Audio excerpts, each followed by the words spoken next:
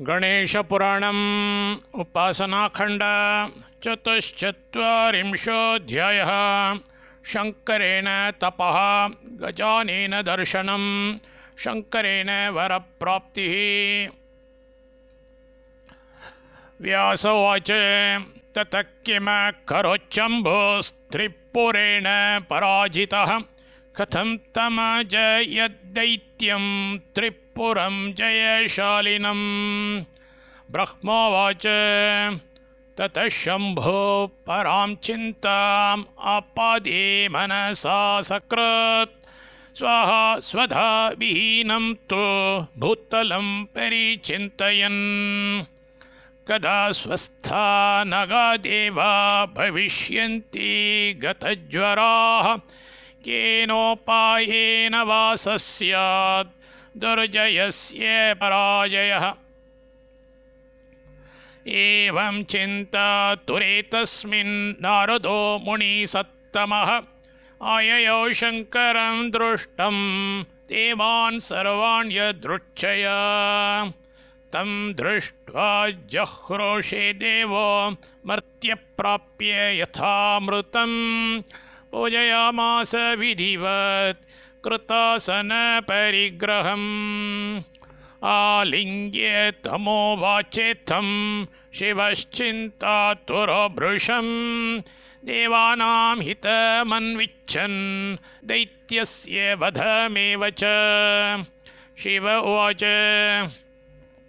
दैत्येन सर्वदेवानां कदनं कृतमोजसा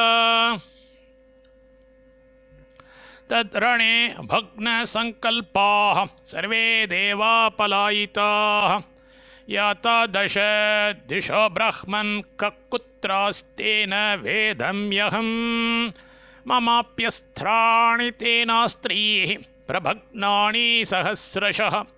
ब्रह्मोवाच श्रुत्वा शिव वचः सोमम् अवादीन् मुनिसत्तमा मन्वान परमाश्चर्यं त्रैलोक्येश पराभवम्। नारद उवाच सर्वज्ञे सर्वविद्येशे सर्वेशे सर्वकर्तरि सर्वानने सर्वहरे सर्वस्यापि नियन्तरि शक्ते कर्तुमकर्तुं वान् यथा कर्तुमपि प्रभो अणिमादि गुणोपेते षडैश्वर्यविलासिनी। किं वक्तव्यं मया देव सर्वभक्त्रो वरे त्वयि मुनिना गानशक्तेन त्रिलोक्यं भ्रमतानिशम्।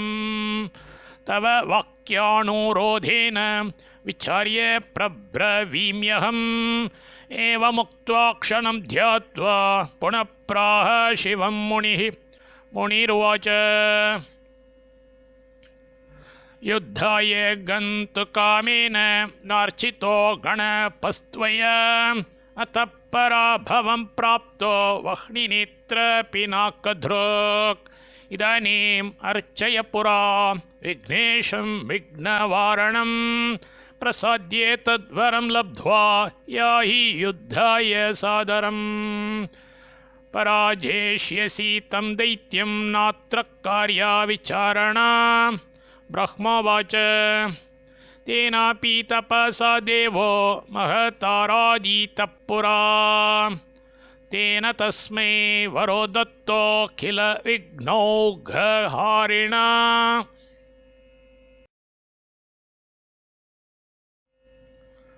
महेश्वरं विना मृत्योर्न केनापि भवेत् तव।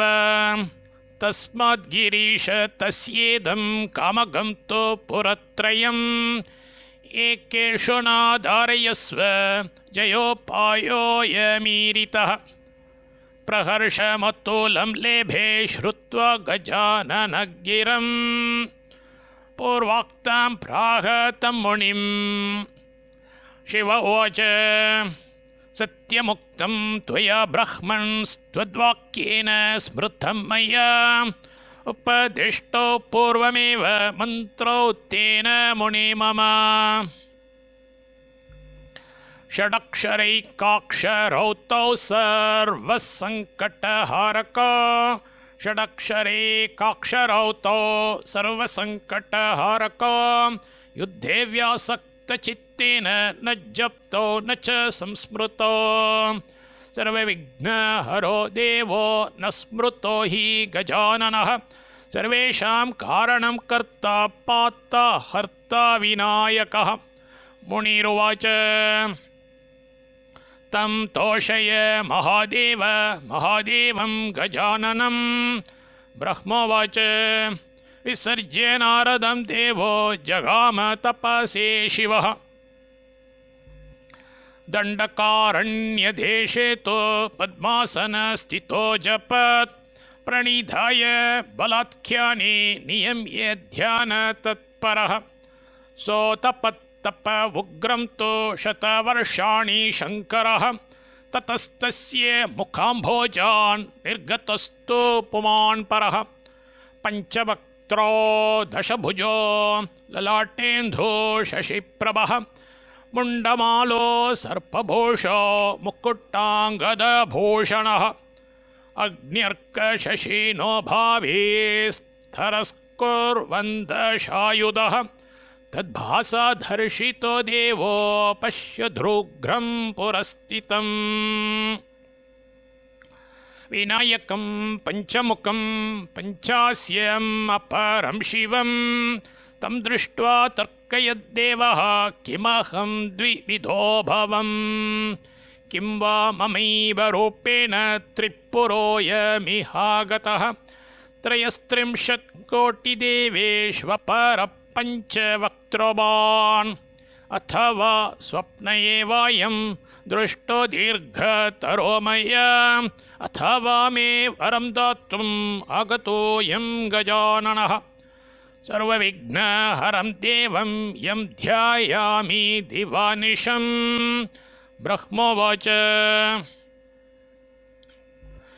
एवमाकर्ण्य तद्वाक्यम् उवाच द्विरदाननः अन्तर्यस्तर्कितो देवः सोऽयं विघ्नहरो विभुः न मे स्वरूपं जानन्ति देवर्षि चतुराननाः न वेदा सोपनिषदः कुतः षट्शास्त्रवेदिनः शेषभुवनस्याहं कर्ता पातापहारकः ब्रह्मादि स्थावरचर त्रिगुणामहं प्रभुः तपसानेन तुष्टोऽहं वरं दातुमिहागतः